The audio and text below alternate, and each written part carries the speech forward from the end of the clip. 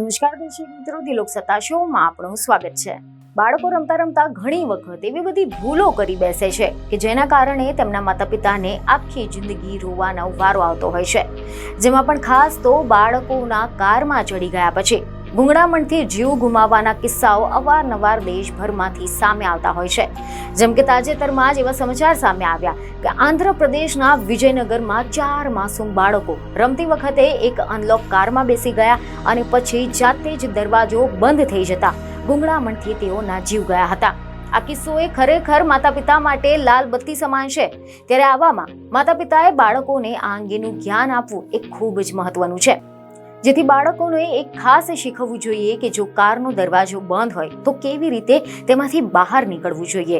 કારમાં બાળકો માટે લોકિંગ સિસ્ટમ, જેને ચાઇલ્ડ લોક કહેવામાં આવે છે, આવી પણ સુવિધાનો ઉપયોગ કેવી રીતે કરવો જોઈએ।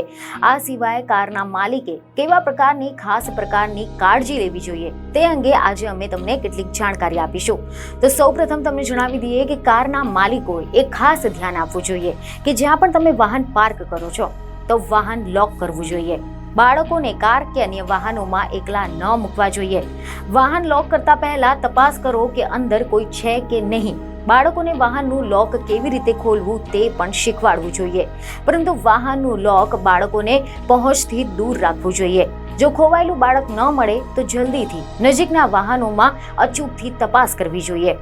બાળકોને એ સમજાવવું જોઈએ કે કાર કે પછી અન્ય વાહનોમાં રમવાની જગ્યા નથી અને જ્યારે કોઈ પણ આસપાસ ન હોય ત્યારે તેમાં પ્રવેશ ન કરવો જોઈએ। આ સિવાય ચાઇલ્ડ લોક ક્યાં હોય છે તે પણ જાણવું ખાસ જરૂરી છે। આમ તો સામાન્ય રીતે તે પાછળના દરવાજાની બાજુમાં હોય છે, એટલે કે જ્યારે દરવાજો ખુલ્લો હોય ત્યારે દરવાજાની નીચેના ભાગમાં, અને ત્યાં એક નાનું લીવર અથવા તો સ્વિચ હોય છે જેના પર એક નાના બાળકનું ચિત્ર કે પછી ચાઇલ્ડ લોક લખેલું હોય છે, જેને ઓન કે ઓફ કરી શકાય છે।